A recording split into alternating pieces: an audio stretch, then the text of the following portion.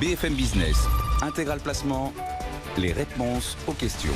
Et oui, il n'y a pas de raison que dans la tourmente, on vous abandonne face aux questions que vous nous envoyez et auxquelles vous attendez et sur lesquelles vous attendez des réponses. Olivier Rosenfeld au téléphone depuis Fidroit. Bonjour Olivier.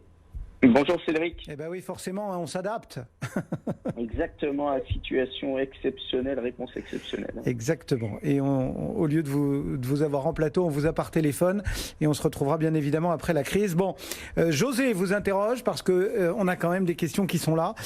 José se demande s'il y a un intérêt à racheter des trimestres pour les périodes d'études ou d'années incomplètes. Il a bien évidemment dans l'idée d'optimiser un petit peu sa retraite. Alors est-ce que c'est intéressant aujourd'hui de racheter du temps ?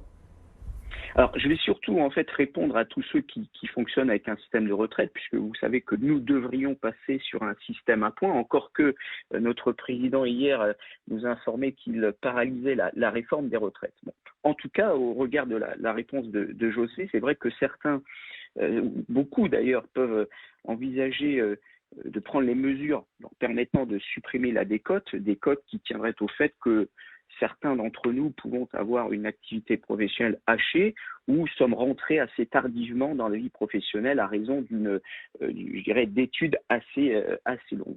En tout cas, qu'on soit salarié, indépendant, chef d'entreprise, différents éléments peuvent concourir à l'intérêt ou pas de ce rachat de trimestre. Ça tient au nombre de trimestres qui ont déjà été acquis, à l'âge de la personne qui s'interroge, aux revenus dont il peut disposer au moment où il va faire ce rachat, ainsi que son taux d'imposition, puisque ce rachat est déductible du revenu imposable. Nous y reviendrons. En tout cas, je ne peux qu'encourager toutes celles et tous ceux qui s'interrogent en la matière à visualiser la circulaire de la CNAV d'un côté, mais aussi et surtout d'aller sur le site www.l'assurance-retraite en un seul mot.fr, puisque vous avez une rubrique qui vous permet de simuler le coût d'un rachat de trimestre. Pour synthétiser les informations qu'il pourrait trouver à ces deux endroits, il y a 3 règles à retenir en réalité. La première, c'est que plus vous allez racheter ces trimestres tôt, c'est-à-dire quand vous êtes jeune, moins le coût sera élevé. Mais en contrepartie de quoi, vous pourrez être soumis à des aléas tenant aux évolutions législatives qui rendront pertinente ou un peu moins le rachat que vous avez opéré. À l'inverse, celui qui pourrait être destiné à faire ce rachat tard le paiera plus cher, mais ne connaîtra pas l'aléa dont je viens de parler. Le deuxième facteur tient au coût qui est conditionné par la tranche de rémunération de la personne qui sollicite ce rachat. Et là, il est pris en compte en réalité la moyenne annuelle des salaires, des revenus d'activité plus généralement des 3 dernières années. Enfin, le dernier facteur, le rachat peut prendre 2 formes au choix de l'assuré social. Un rachat qu'on appellera le rachat taux et une autre forme de rachat qui prend en considération à la fois le taux et la durée. Si je prends la première hypothèse, le rachat taux, vous ne modifiez pas votre durée de cotisation, vous ne jouez que sur la décote. Autrement dit, cette hypothèse est moins onéreuse que la seconde, où vous jouez autant sur la décote que sur la période d'activité qui va être prise en compte pour le calcul de votre pension. On pourrait prendre un exemple chiffré pour essayer de synthétiser ces éléments. Imaginons une personne qui est aujourd'hui 62 ans, en 2020, qui pourrait revendiquer 55 trimestres, il lui en manque donc 12 pour prétendre à une pension complète. Imaginons que ses revenus annuels soient de 30 000 euros, il pourrait prétendre à une pension maximale donc de 50%, c'est-à-dire 15 000 euros. Dans la première hypothèse, s'il voulait faire un rachat taux, eh bien, il pourrait passer de 12 000 de pension auxquelles il pourrait prétendre en l'état à 14 000, mais il devra alors débourser 40 000 euros. S'il fait un rachat taux et durée, ce qui lui permettrait de passer d'une pension de 12 000 à 15 000 euros, il devra débourser 60 000 euros. C'est-à-dire, on passerait de 40 000 à 60 000 euros. Et pour pouvoir faire un calcul qui soit juste, pertinent, judicieux, il faut rappeler que ce rachat génère un avantage fiscal puisque l'entièreté des sommes versées sont déductibles, y compris auprès des régimes complémentaires, soit des salaires que vous percevez, soit des bénéfices auxquels vous pouvez prétendre en tant que travailleur non salarié, par exemple, mais y compris du revenu global, si vous ne percevez aucun salaire ni pension, comme des étudiants, par exemple, pourraient être dans cette situation. Donc, vous voyez qu'il faut à la fois procéder à un calcul économique et fiscal pour voir s'il est utile ou non de procéder à ce rachat. Bon, ben voilà, réponse très complète donc à cette question de José donc sur le rachat de trimestre concernant les études ou les années incomplètes en vue d'optimiser sa retraite. Isabelle, à son tour, vous interroge. Elle se demande s'il y a des inconvénients à détenir une résidence principale dans une SCI. C'est vrai que c'est assez courant. Alors vous avez parfaitement raison, c'est une situation que mes consultants retrouvent assez régulièrement. Alors peut-être y a-t-il parfois des moteurs tout à fait positifs à cette configuration et concomitamment, nous mesurons que beaucoup de celles et ceux qui ont opté pour cette solution n'en mesurent pas les effets négatifs, les limites, les effets pervers. Je vais prendre différents exemples qui vont illustrer les précautions qui conviendraient d'être prises au moment où un tel choix est réalisé. 1. La protection du logement familial. Vous savez que lorsque vous mariez, il y a ce qu'on appelle le régime primaire, c'est des règles impératives qui vont permettre aux deux époux de considérer qu'ils bénéficient d'une protection sur le logement familial. Or, imaginons la situation qui voudrait que l'un seul des deux époux soit associé de la société civile. Eh bien, vous constaterez alors que l'autre n'a ni droit au bail, ni titre d'occupation, n'est pas davantage bénéficiaire d'une autorisation d'occupation. Par voie de conséquence, l'autre époux pourrait vendre le logement familial sans en informer l'autre, donc a fortiori sans avoir à en obtenir l'autorisation, pourrait même l'expulser du logement. Donc nous nous retrouverions dans une situation qui est diamétralement opposée aux règles qui s'appliquent habituellement pour protéger mutuellement l'un et l'autre des deux époux. Deuxième conséquence qui peut être préjudiciable, qu'il faut bien avoir en tête, c'est ce qu'on appelle les droits viagers et temporaires du conjoint survivant. Lorsque votre conjoint décède, vous pouvez prétendre à deux droits. Le premier, c'est le droit de jouissance temporaire, c'est-à-dire pendant une année, vous allez pouvoir continuer à occuper le bien.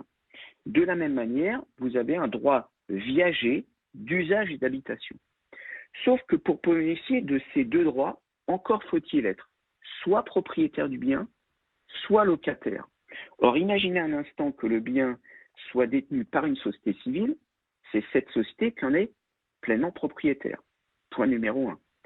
Point numéro 2, dans la plupart des hypothèses, il n'est pas émis de bail entre la société et vous en qualité de personne physique, c'est-à-dire que vous en avez une jouissance gracieuse. Eh bien, pour n'être ni locataire ni propriétaire, vous êtes exclu des deux droits que vous auriez pu avoir si vous aviez été détenteur en direct du bien. Donc ça, il faut également l'avoir en tête. D'accord. Ensuite, d'un point de vue fiscal, vous allez perdre l'abattement de 20% qui s'applique en matière successorale lorsqu'il s'agit de déterminer l'assiette sur laquelle sont payés les droits de succession. De la même façon qu'en matière d'impôt de fortune immobilière, vous perdez l'abattement de 30%.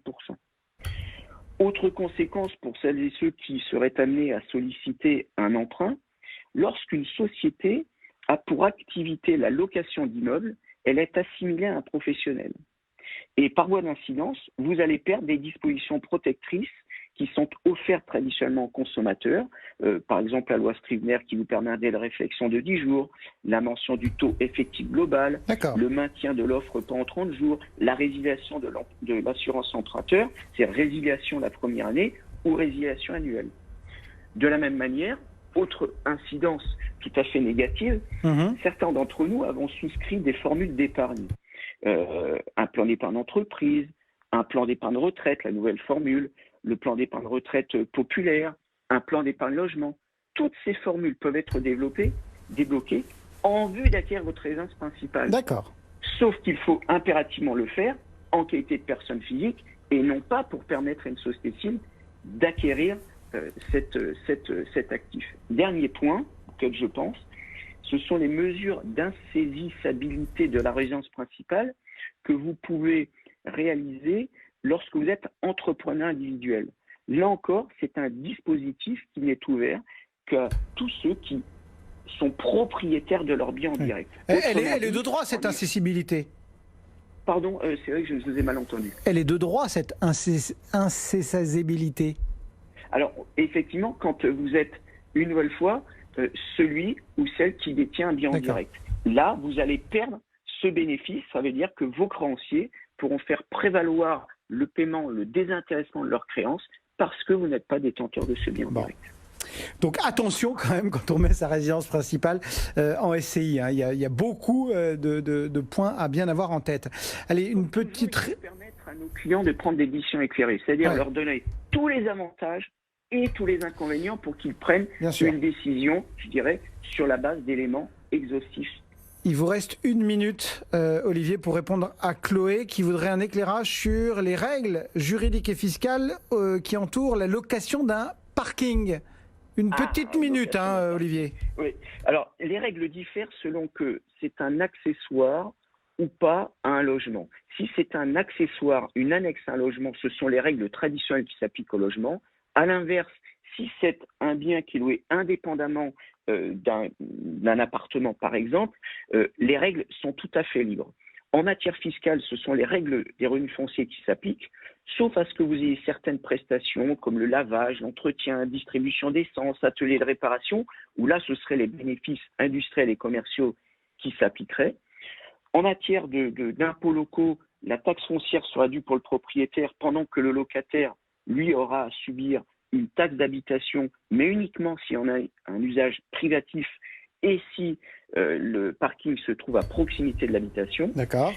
En matière de TVA, la location est soumise normalement à TVA, sauf si elle est étroitement liée à la location d'un logement qui en est exonéré, ou si le loyer est inférieur à 35 800 € annuels. Enfin, si vous vendez ce parking, on retrouve les règles traditionnellement qu'on connaît traditionnellement en matière de cession d'un bien immobilier, c'est-à-dire en l'absence d'activité commerciale, des plus-values immobilières du particulier, avec une taxation à 19%, plus 17,2% de prélèvements sociaux. Voilà, j'ai essayé d'être court et concis. Merci beaucoup Olivier. Olivier Rosenfeld, donc depuis Fidroit. Et on vous retrouvera bien évidemment, on l'espère, le plus rapidement possible en plateau. Olivier, un petit coup d'œil sur ce CAC 40 avant de se quitter. 3793 points. On est en baisse de 2,08%. BFM Business, intégral placement.